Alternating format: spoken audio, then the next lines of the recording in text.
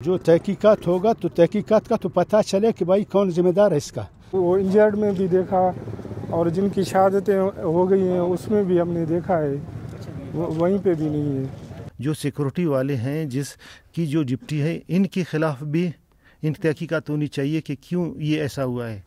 मैं इस वक्त मस्तूंग शहर के उस मकाम पर मौजूद हूँ जहाँ पर 12 रबीउल अव्वल के रोज़ धमाका हुआ था। यही वो जगह है जहाँ पर जितने भी 12 रबीउल अव्वल में शिरकत के लिए आए थे लोग वो यहाँ पर जमा हुए थे। इधर अब कहा जा रहा है कि पहले तो इधर बैरिकेड लगाया गया था, लेकिन अगर आप देखें तो वो भी नीचे अभी पड़ा हुआ है। ये पीले रंग की जो पट्टियाँ हैं ये पहले यहाँ पर लगा दी गई थी। हुआ कुछ यूँ कि कल जो है हर साल की तरह यहाँ पर एक रिवायत है कि हर साल यहाँ पर 12 रबीउल अव्वल का जुलूस निकलता है और इसी जगह पर ज़्यादातर जो लोग हैं वो जमा होते हैं और जमा होने के बाद इस गली से होते हुए मेन शाहराह पे जाके खड़े हो जाते हैं, मेन चौक पर जाकर खड़े हो जाते हैं। कल यहाँ पर 11 बजे के टाइम पर जो है इधर धमाका हुआ जिसमें अब तक की इतलात के मुताबिक 52 लोग जो हैं वो हलाक हो गए। उसके अलावा पुलिस के मुताबिक 139 जो लोग हैं वो अभी भी ज़ख्मी हैं। अभी मैं यहाँ से कुछ ऐसे लोगों से भी आपको मिलाऊंगी जिनके जो लवाहिकीन हैं बहुत से लोगों को नहीं मिल पा रहे हैं, कुछ शिनाख्त नहीं कर पा रहे हैं। कज़न है मेरा, फिदा हुसैन उसका नाम है।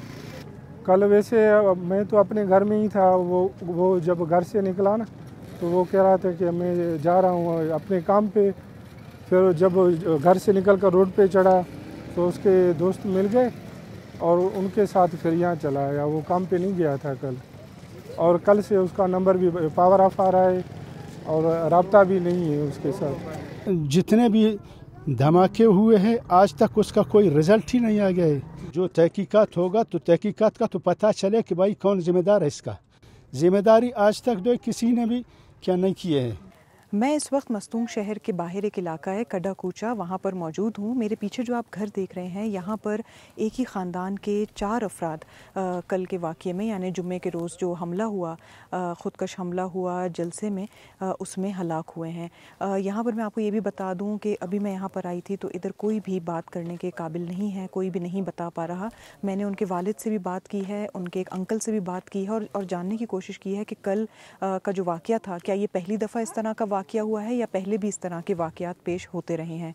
मुझे ये बताया गया कि ये पहला ऐसा मौका है जहाँ पर इतनी बड़ी जो एक जुलूस था उस पर हमला किया गया है।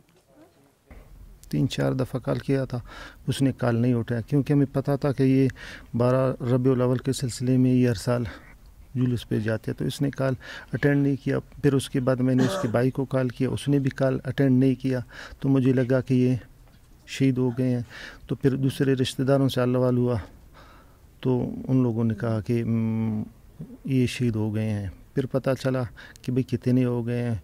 कहते हैं कि जो हमारे भांजे हैं उनके 2 बेटे हैं और एक उनका कज़न है, यानी एक फैमिली से 4 हो गए हैं। जो सिक्योरिटी वाले हैं जिसकी जो डिप्टी है इनके खिलाफ भी इन तहकीकात होनी चाहिए कि क्यों ये ऐसा हुआ है। मैं इस वक्त मस्तूंग शहर के मेन चौक पर मौजूद हूँ जहाँ पर कल का जो निकलने वाला जुलूस था यानी जो 12 रबीउल अव्वल को निकलने वाला जुलूस था यहाँ आकर उसको इख्तिताम पजीर होना था। मस्तूंग शहर की काफ़ी यहाँ पर डाइवर्स एक आबादी है। यहाँ पर बहुत ज़्यादा हमें ऐसे भी लोग दिखे जो मजदूरी की वजह से आसपास के इलाके छोड़कर यहाँ पर माइग्रेट कर आए हैं और माइग्रेट करने की बड़ी वजह यह है कि ये कंपैरेटिवली ज़रा ठंडा इलाका माना जाता है। हमने यहाँ पर जितने भी मजदूरों से बात की उन्होंने कहा कि यहाँ पर दिहाड़ी कदरे बेहतर मिल जाती है।